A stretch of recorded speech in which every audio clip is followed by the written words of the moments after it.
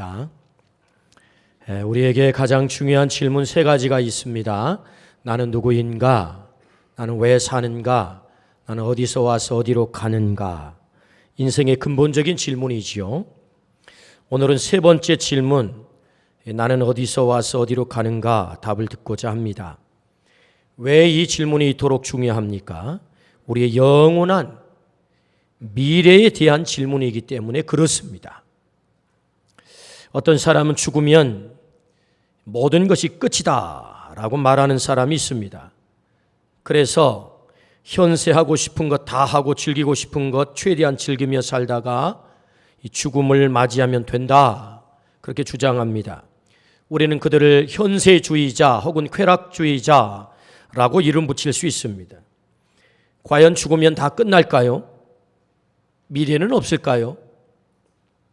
또 어떤 사람은 죽음이 끝이 아니다라고 말하는 사람이 있습니다.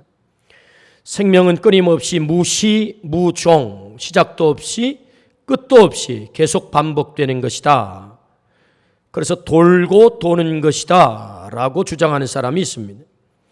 더 좋은 생명으로 태어나기 위해서 많은 덕을 쌓아야 된다라고 주장을 합니다. 또 어떤 사람은 인간이란 물질에서 우연히 발생된 존재일 뿐, 우연히 발생된 존재가 주어진 환경에 살아남기 위해서 몸부림치다 보니 돌연변이를 통해서 더 강력한 종으로 진화하여 인간이 되었다라고 주장을 합니다. 인간이란 적자 생존을 위해 몸부림치는 자연의 일부분일 뿐이다. 때가 되면 자기의 DNA를 남기고 자연의 일부로 돌아가는 것이 전부다, 그렇게 말하는 사람도 있습니다. 그렇다면 하나님의 말씀 성경은 나는 어디서 와서 어디로 가는지 어떻게 말씀하고 계실까요? 오늘 첫 번째, 나는 어디서 왔는가? 오늘 이 질문, 두 번째 질문 어디로 가는가? 이 두 가지 질문에 대한 답을 가장 권위 있는 말씀, 하나님의 말씀 성경을 통해서 찾아보려고 합니다. 요한복음 1장 1절부터 13절 말씀을 같이 한번 읽어봅니다. 태초에 말씀이 계시니라. 이 말씀이 하나님과 함께 계셨으니 이 말씀은 곧 하나님이시니라.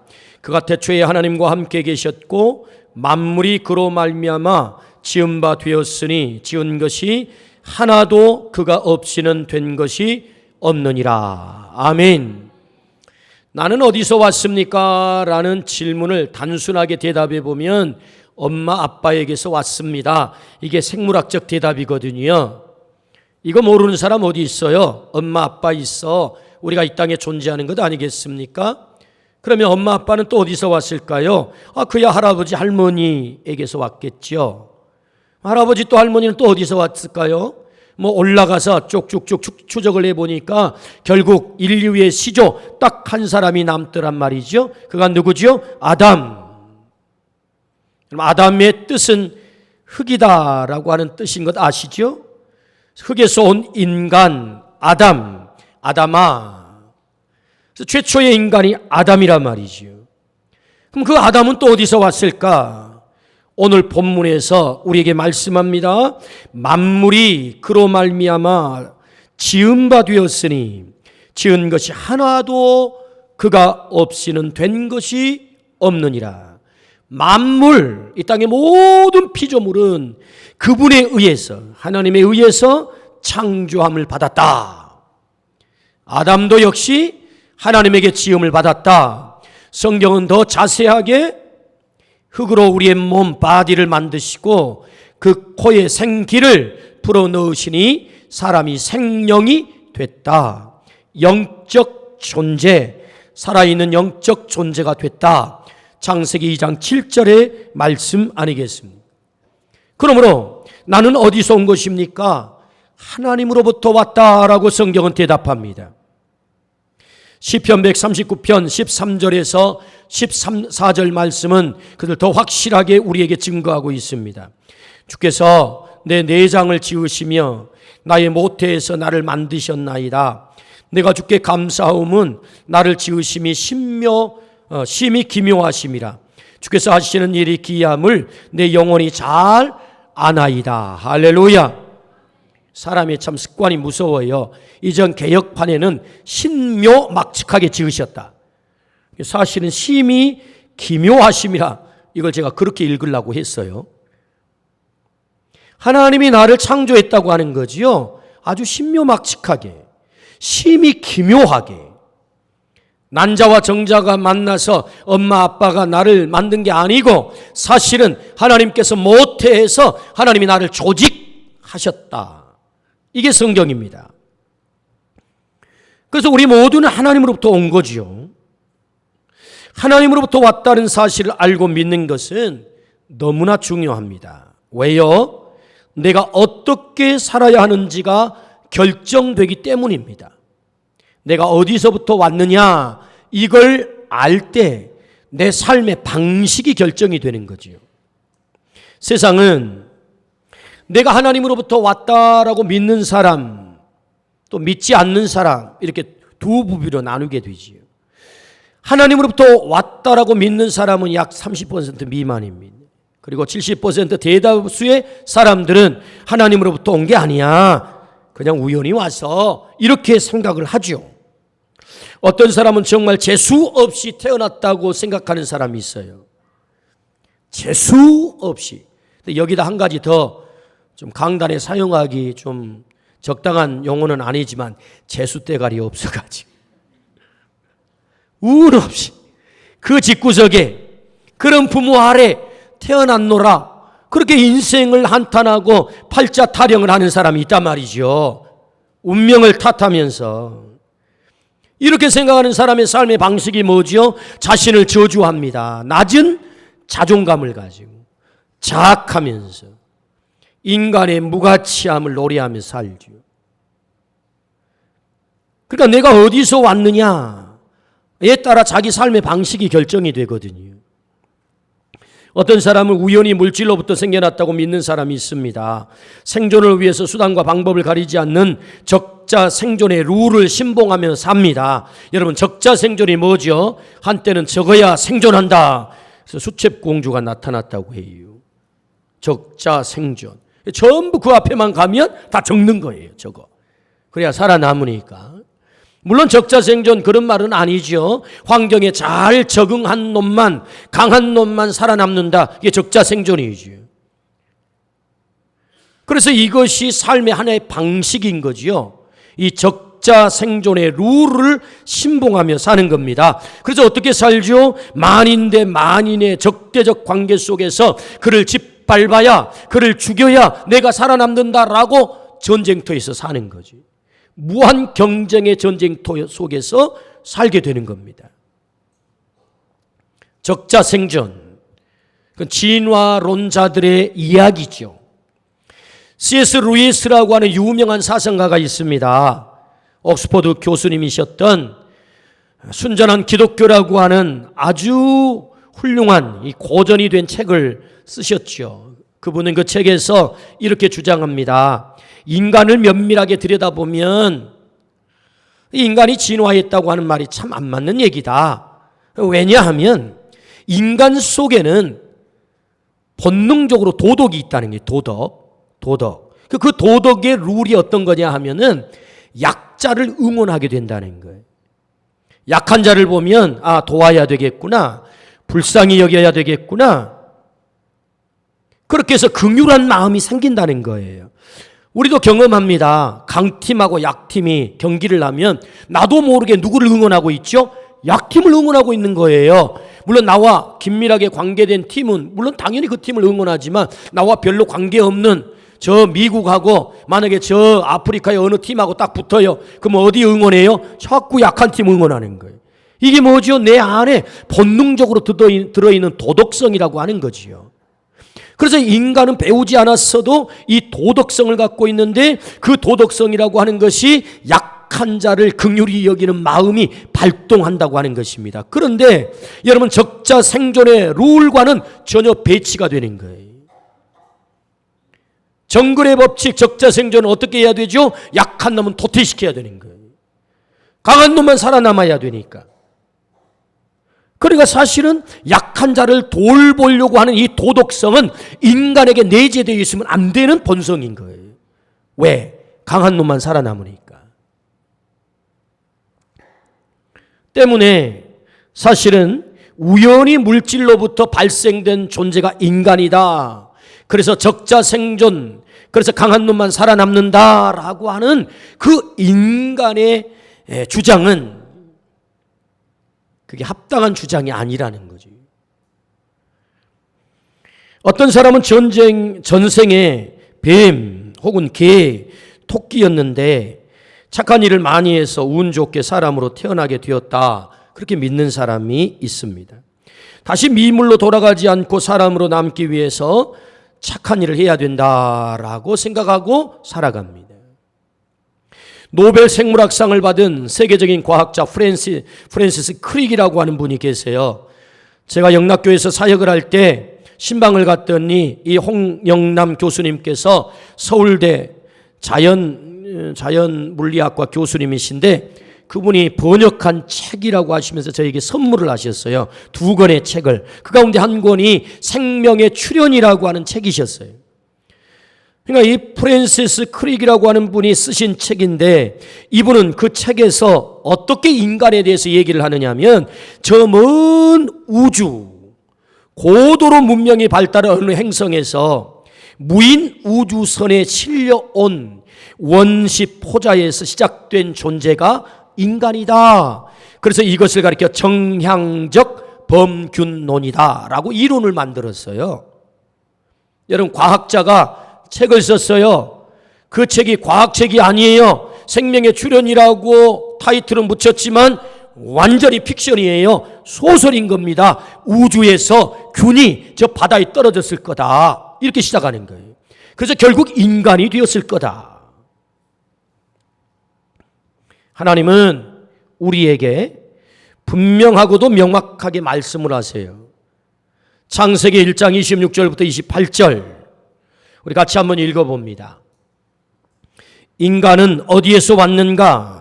같이 한번 읽어봅니다. 시작. 하나님이 이르시되 우리의 형상을 따라 우리의 모양대로 우리가 사람을 만들고 그들로 바다의 물고기와 하늘의 새와 가축과 온 땅과 땅에 기는 모든 것을 다스리게 하자 하시고 하나님이 자기 형상 곧 하나님의 형상대로 사람을 창조하시되 남자와 여자를 창조하시고 하나님이 그들에게 복을 주시며 하나님이 그들에게 이르시되 생육하고 번성하여 땅에 충만하라 땅을 정복하라 바다의 물고기와 하늘의 새와 땅에 움직이는 모든 생물을 다스리라 하시니라. 아멘.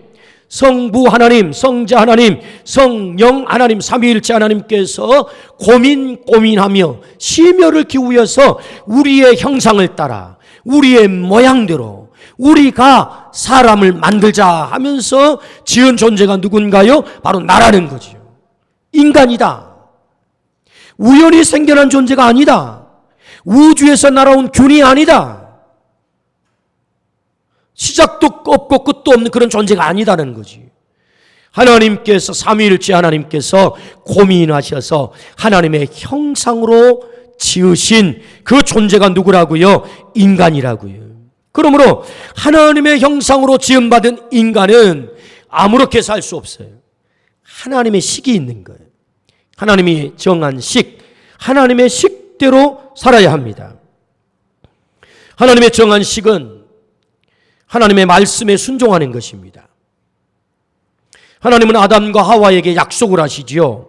창세기 2장 16절부터 17절 여호와 하나님이 그 사람에게 명하여 이르시되 동상 각종 나무의 열매는 내가 임의로 먹되 선악을 알게 하는 나무의 열매는 먹지 말라. 내가 먹는 날에는 반드시 죽으리라. 아멘. 이 말씀은 인간의 자유를 구속하기 위해서 주신 말씀이 아니에요. 인간으로 하여금 가장 행복한 자리에 머물도록 하나님께서 최소한의 장치를 허락하신 거라고요. 이게 뭐죠? 너 하나님 식대로 살아야 돼 라는 말씀이에요. 선악과를 두고 하시는 말씀, 너 먹지 마라. 이 말씀은 곧 하나님은 하나님의 자리에 너는 너의 자리를 지킬 때 네가 행복할 수 있어. 너는 피조물의 자리, 나는 창조자의 자리에 머무를 때 너는 행복할 수 있다. 하나님의 식대로 살라고 하는 거지요. 그런데 놀랍죠? 사단은 이걸 와서 정면으로 뒤집습니다. 어느 날 하와에게 나타나 사단이 유혹합니다. 유혹의 핵심이 뭐지요? 먹는 날에 죽지 않아. 하나님의 말씀을 뒤집습니다. 하와는 이 유혹에 넘어가게 되지요. 이 유혹의 핵심은 네가 하나님과 같이 된다라고 하는 유혹입니다. 그래, 맞아. 내가 피조물로 살 이유가 어디 있어? 내가 하나님 되어 살면 되지. 해서 인간은 먹지 말라라고 하는 선악과를 먹음으로 하나님께서 정하신 식을 깨뜨린 거예요. 너는 하나님의 말씀에 순종하며 살아야 돼. 하나님의 식을 깨뜨렸어요. 그래서 하나님과 같이 되려고 하는 그 교만함이 결국 인간을 가장 불행한 자리로 끌고 가고 만 거죠. 하나님의 식을 깨뜨린 것입니다. 이때부터 인간은 결국 사망의 존재, 불행한 존재가 됐다. 인간의 행복이 다 깨졌다라고 성경은 말씀합니다. 그러므로 우리가 하나님의 형상으로 하나님으로부터 왔어요. 어떻게 살아야 돼요? 하나님의 식대로 살아야 돼요. 여러분, 하나님의 식대로 살기를 주의 이름으로 축원합니다. 그것은 곧 말씀에 순종하는 것입니다. 그러나 끊임없이 사단은 우리를 유혹합니다. 하나님의 말씀을 뒤집는 거죠. 아니야, 괜찮아, 먹어도 괜찮아, 그거 해도 괜찮아, 죽지 않아 라고 유혹을 하는 것이죠. 그래서 하나님의 식을 깨뜨린 인간, 가장 불행한 존재가 됐다. 하나님은 아브라함에게 나타나셔요. 그리고 아브라함에게 말씀합니다. 네 본토 친척 아비 집을 떠나라. 네 고향 땅을 떠나라. 내가 너에게 지시할 땅으로 가라 라고 말씀을 하세요. 아브라함 고민했을 거예요. 떠나지 않는 것이 사실은 더 번영할 수 있어요. 더 잘 살 수 있어요. 안전할 수 있어요. 생명 유지할 수 있어요. 아무것도 보장된 것이 없어요. 그렇다고 하나님께서 아브라함에게 무슨 소리 쪼가리를 가지고 와가지고 이게 네가 앞으로 차지할 등기부 등본이야, 이 땅 너에게 주마, 뭐 이렇게 보여준 것도 아니에요. 그저 말씀뿐이에요. 내가 너에게 큰 민족을 이루게 할 거야. 그리고 네 이름을 창대하게 될 거야. 너를 복으로 만들어줄 거야. 내가 너에게 땅을 줄 거야. 말씀뿐 보여주는 것은 아무것도 없어요. 얼마나 갈등이 되었을까요? 도대체 떠나는 것이 맞나? 아니면 머무르는 게 맞나? 왜 하나님은 이렇게 요구하는 거예요? 아브라함에게 고향을 떠나라, 아비집을 떠나라. 이 말씀은 네 식대로 살지 말라는 거예요. 네가 지금까지 살아왔던 고향의 식 떠나라는 것입니다. 아버지 식 떠나라는 거예요. 우상의 식 떠나라는 거예요. 아브라함의 아버지 데라가 우상을 만들어 먹고 사는 사람 아닙니까? 그 우상의 식을 떠나라는 거예요. 그리고 내 식대로 살라. 너 이렇게 결단할 수 있어? 내 식대로. 보장된 것 없지만, 보여주는 것 아무것도 없지만 내 말씀을 따라 내 식대로 너 살 수 있어? 아브라함은 결단하죠. 예, 제가 하나님의 식대로 살게요.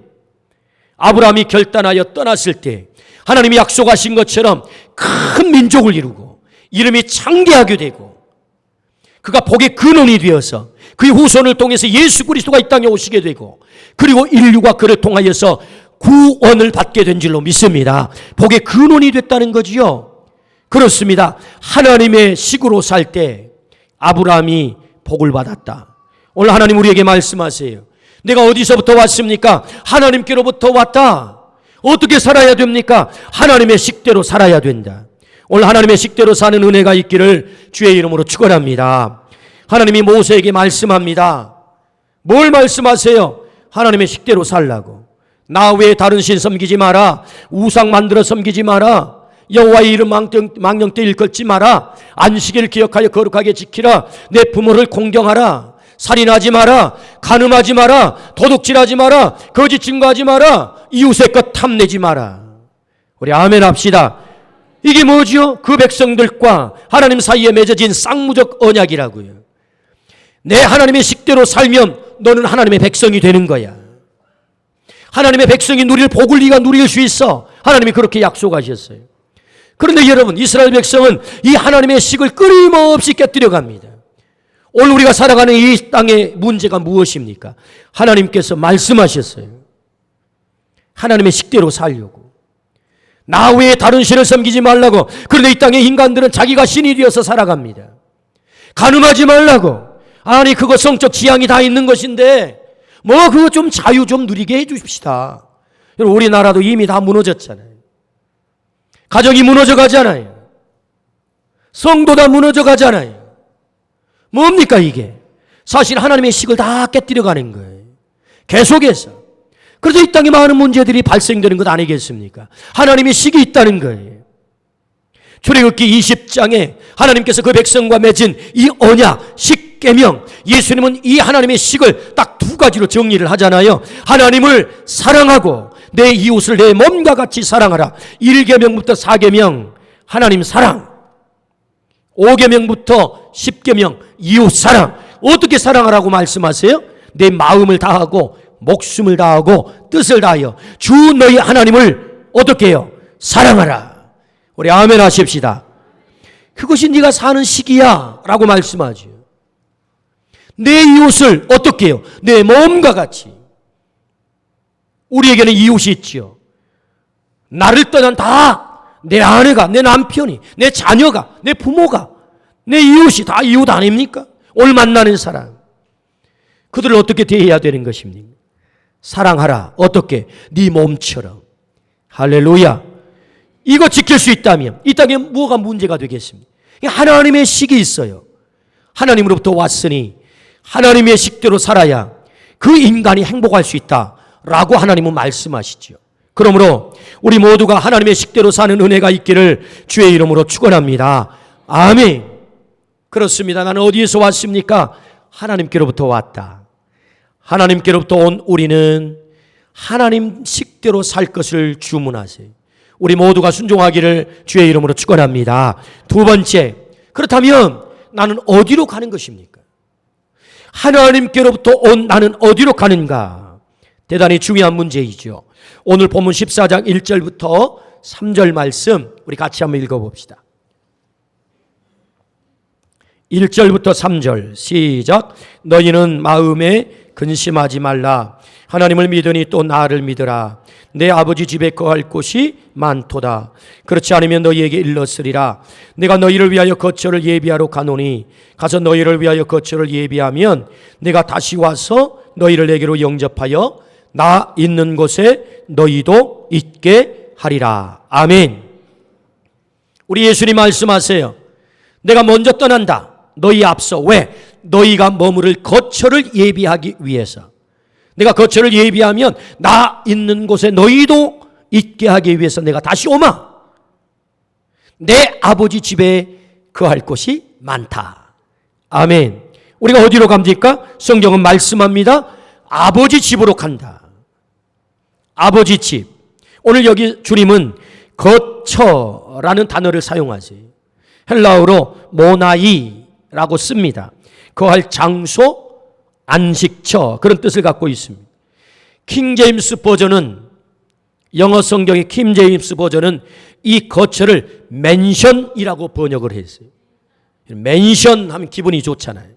저택, 멋진 집. 우리가 머무를 맨션이 있대요. 우리 아멘 하십시다. 주님은 바로 그 거처를 예비하기 위해서 먼저 가신다 라고 말씀을 하세요.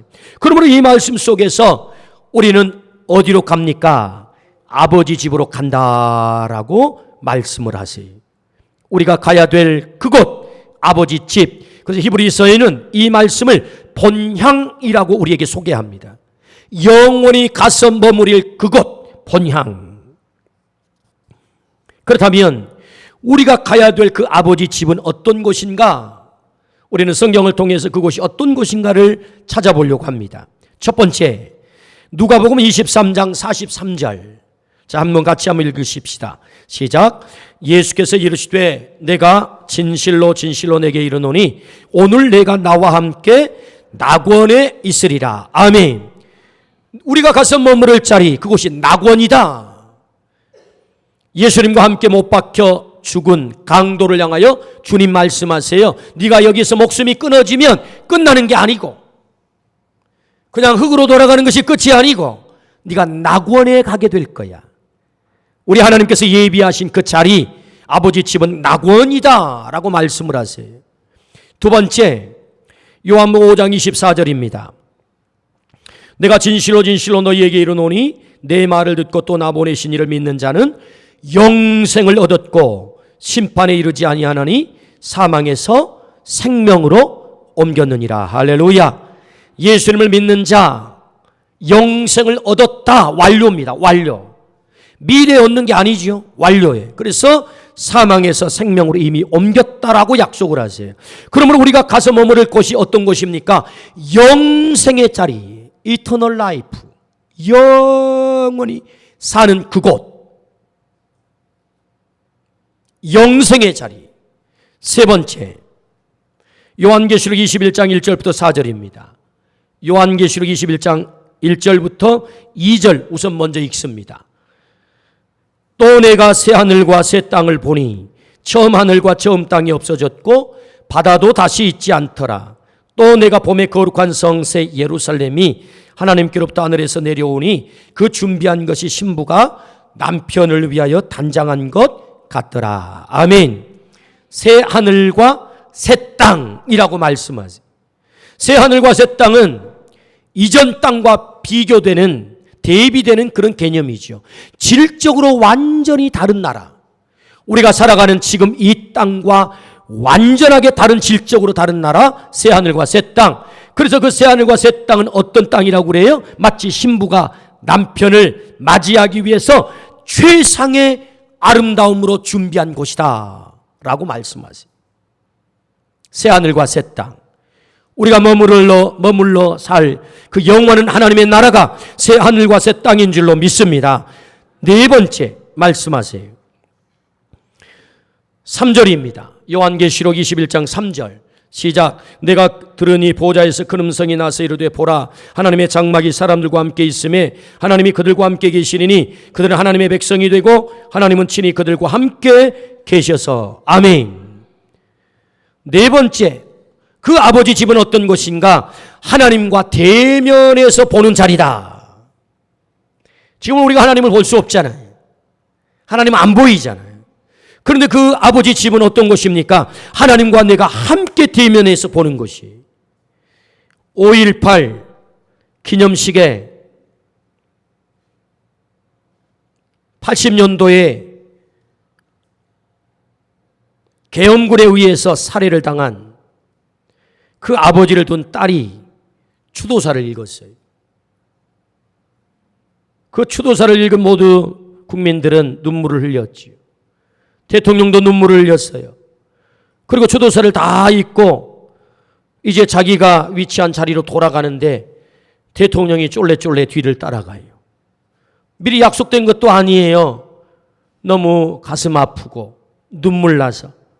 그래서 이 추도사를 읽은 이 딸을 한번 안아줘야 되겠다. 그 마음에 대통령이 쫄래쫄래 따라가는데 이 추도사를 읽은 이 딸은 그것도 모르고 계속 가는 거예요. 그래서 단상이 거의 끝날 쯤에 아려차리고 그리고 대통령을 만났어요. 그리고 대통령이 이 아버지를 잃은 딸을 꼭 끼안아줍니다.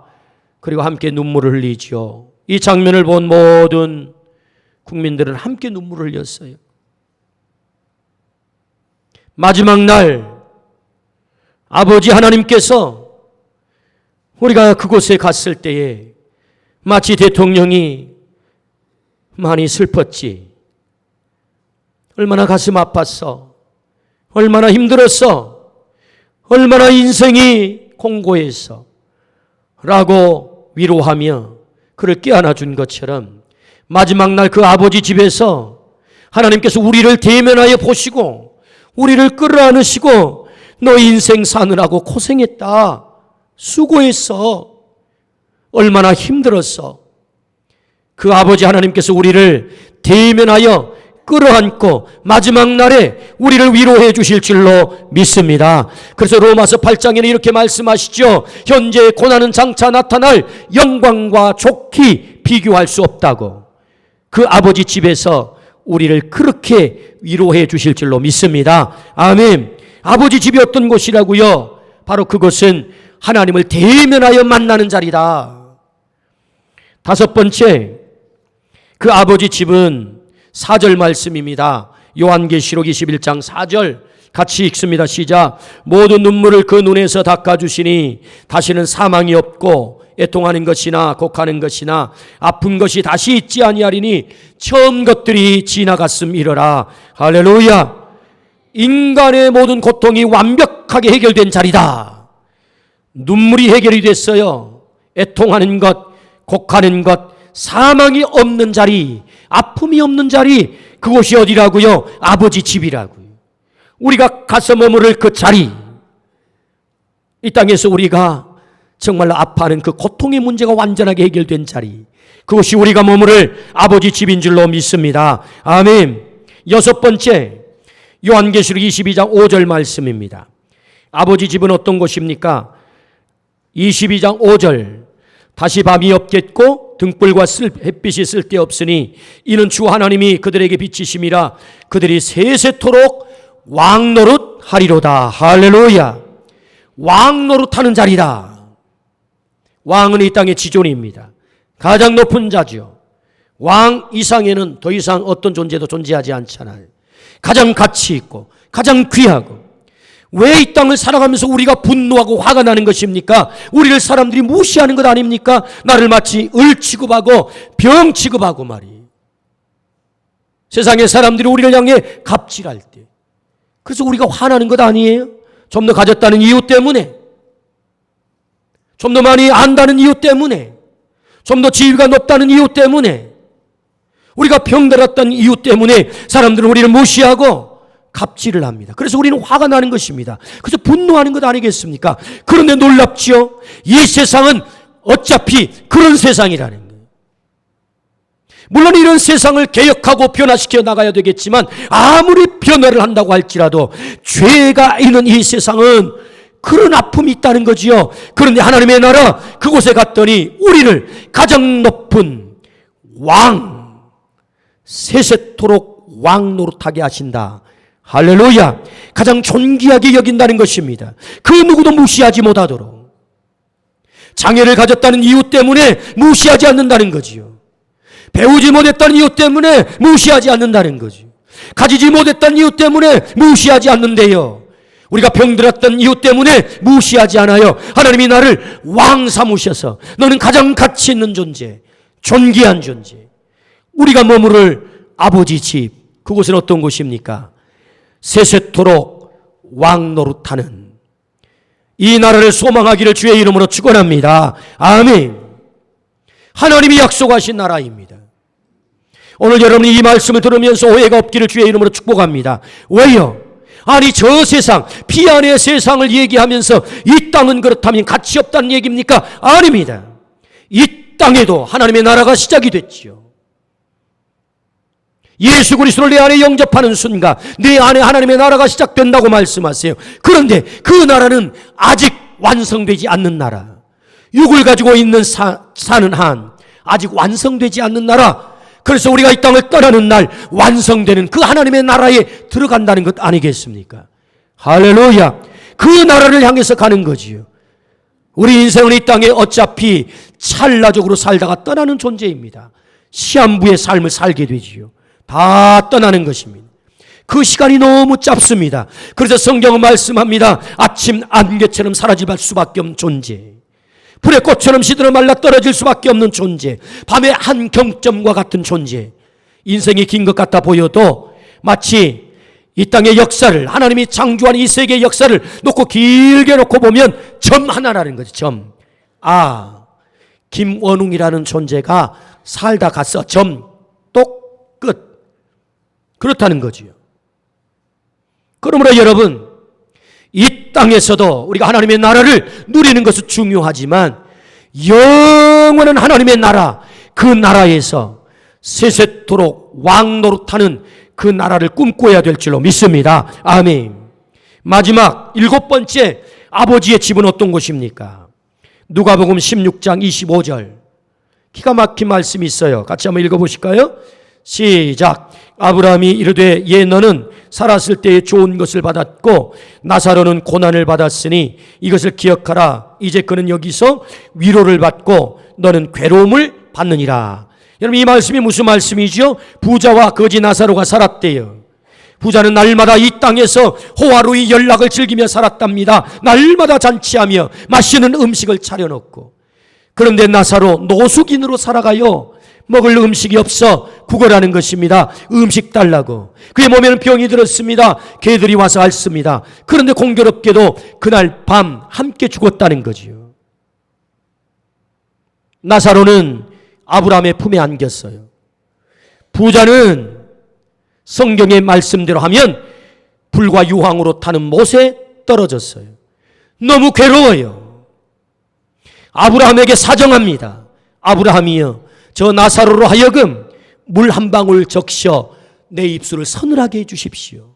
그때 대답이 이 말씀입니다. 예, 너는 세상에 살 때 연락을 즐기며 살았어. 그러나 나사로는 이제 이곳에서 위로받을 거야 라고 말씀을 하시죠. 그러므로 그 아버지 집은 어떤 곳입니까? 역전이 일어나는 자리라는 거예요. 역전, 뒤집어지는 역사가 일어난다. 이 땅이 전부가 아님을 성경은 우리에게 말씀하세요. 아버지 집 역전이 일어나는 자리.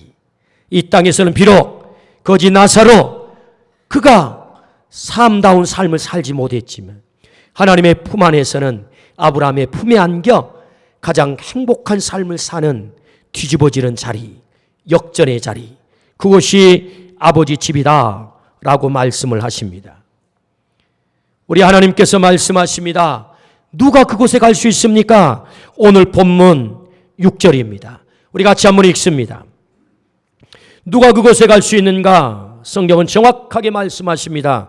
예수께서 이르시되 내가 곧 길이요 진리요 생명이니 나로 말미암지 않고는 아버지께로 올 자가 없느니라. 할렐루야. 그렇습니다. 그 아버지 집에 누가 갈 수 있는가? 하나님께서 길을 준비하셨습니다. 그 길은 유일한 길입니다. 예수 그리스도만이 유일한 길. 내가 곧 길, 진리, 생명이다. 나로 말미암지 않고는 아버지께로 올 자가 없다. 사람들은 말합니다. 왜 그렇게 편협하냐고, 왜 그렇게 배타적이냐고, 왜 예수 그리스도만이 유일한 길이라고 기독교는 말하느냐고. 아니요, 오해하지 마세요. 원래 길이 없었어요.